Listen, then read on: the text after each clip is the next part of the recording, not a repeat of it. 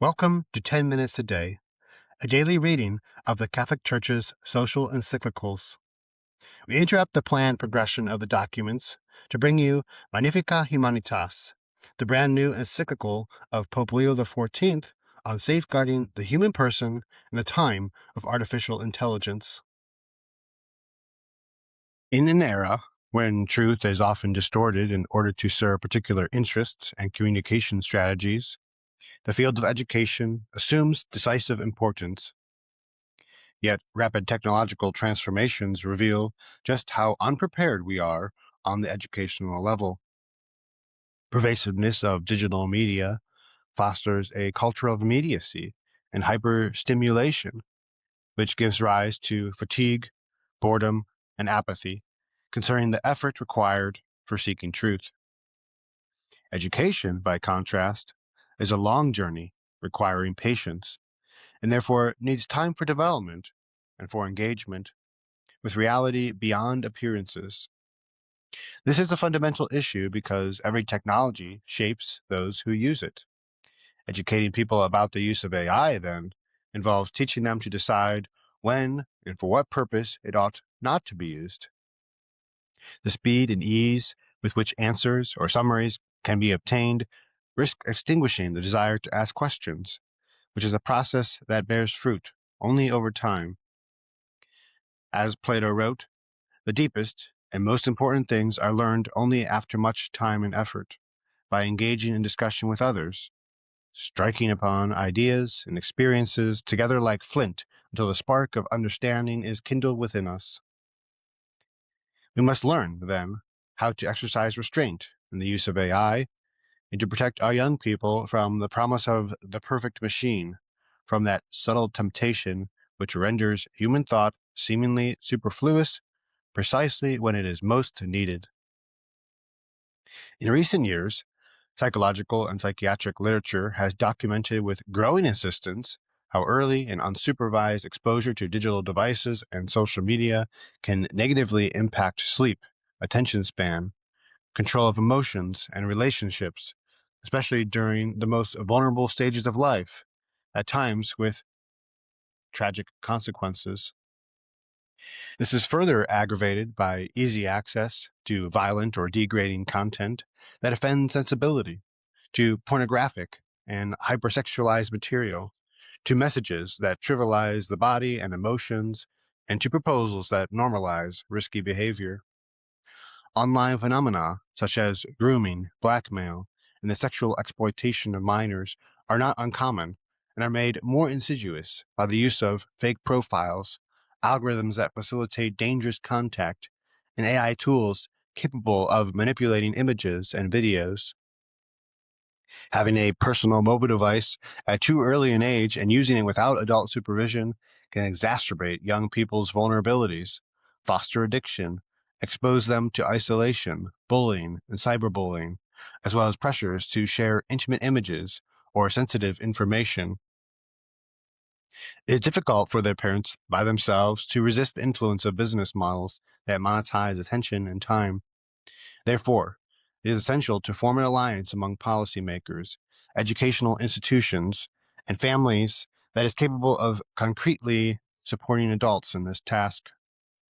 Far-sighted public policies are needed to oppose the immediate interests of platforms concentrated in a few hands when they conflict with the well-being of minors.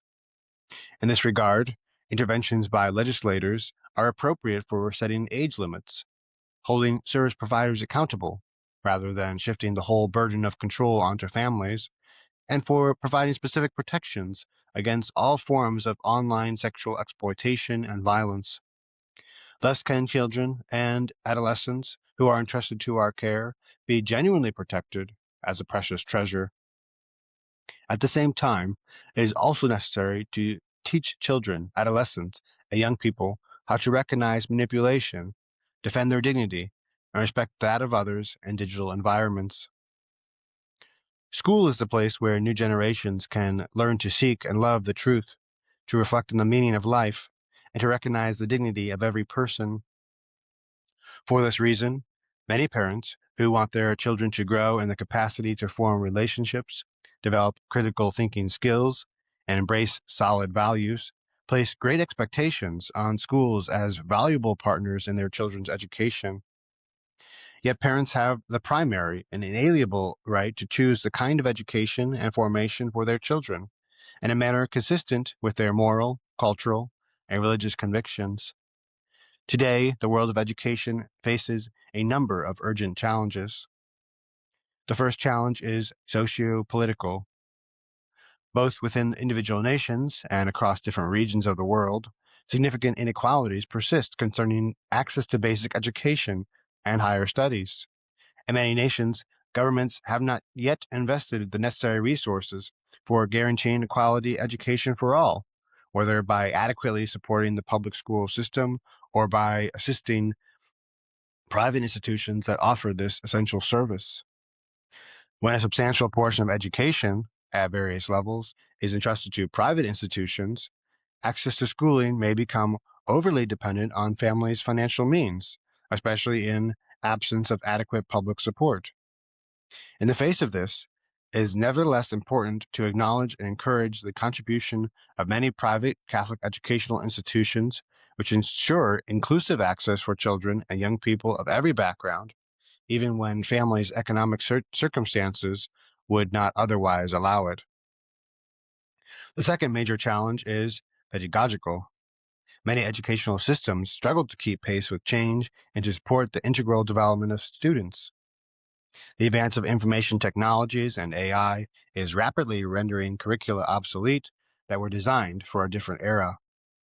Meanwhile, the organization of schools, physical spaces, evaluation methods, and the role of teachers themselves must be rethought in order to promote an authentically integral education that addresses every dimension of the person.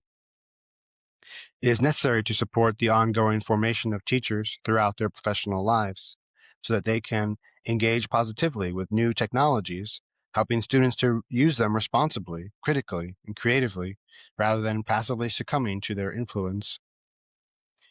The third major challenge is intellectual and concerns knowledge. Without careful attention, an educational system lacking in a love for truth may emerge, in which an incessant flow of information replaces the essential exercise of research, reflection, and discernment.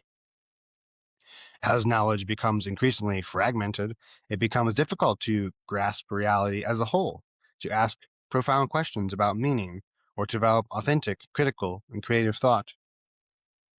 Many educators already report signs of dehumanization, where people may know many things, but struggle to find direction in their lives, partly due to an inability to connect information with deeper knowledge or maintain a sense of purpose.